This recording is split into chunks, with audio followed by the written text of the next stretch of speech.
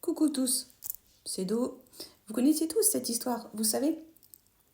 Cette histoire de la femme qui avait un serpent, un énorme serpent, et elle s'en occupait, elle le nourrissait, elle lui faisait des câlins, enfin bref, c'était vraiment, vraiment comme quelque chose qu'elle affectionnait du plus profond, et vraiment c'était limite même un membre de sa famille. Et du jour au lendemain, donc le serpent a commencé à ne plus vouloir manger.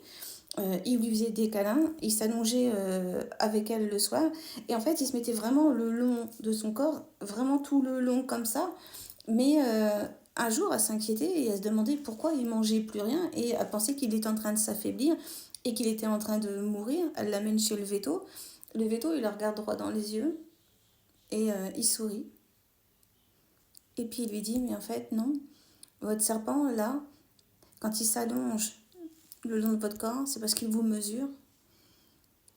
S'il ne mange pas, c'est parce qu'il fait de la place dans son estomac.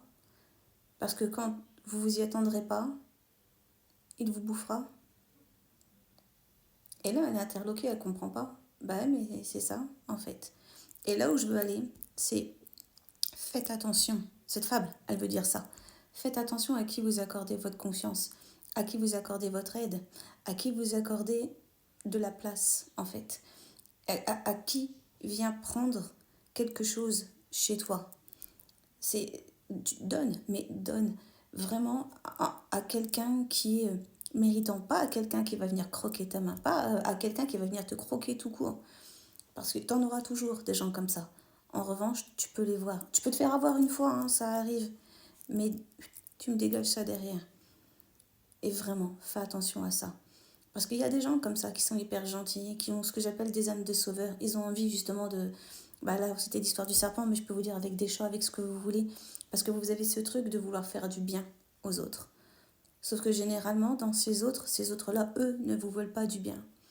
Ils veulent vraiment prendre tout ce que vous avez à prendre. Ils vont vous éponger, ils vont vous essorer, ils vont vous vider, que ce soit énergétiquement, que ce soit financièrement, que ce soit psychologiquement. Ils vont vous vider. Dégagez-moi ça. Franchement, cette fable-là, je la trouve belle parce que ça veut vraiment redire que chacun a sa place et que les choses, elles sont bien faites. Ouais, le serpent, il va venir finir par te bouffer parce que c'est son rôle de serpent. Bah, en fait, dans la vie, il y a des gens bien, il y a des connards. Essayez d'éviter au maximum les connards et les connasses. On connaît, on sait. Bref, c'est là où je voulais aller. Prenez soin de vous, prenez soin des autres. Ouvrez les yeux. Des bisous, je vous aime. La commande, partage, tu sais, tu connais, abonne-toi, ça fait plaisir. Un peu de soutien, voilà, voilà. À très bientôt. Sur ce, vous connaissez. Ciao, ciao. Bye. Bye.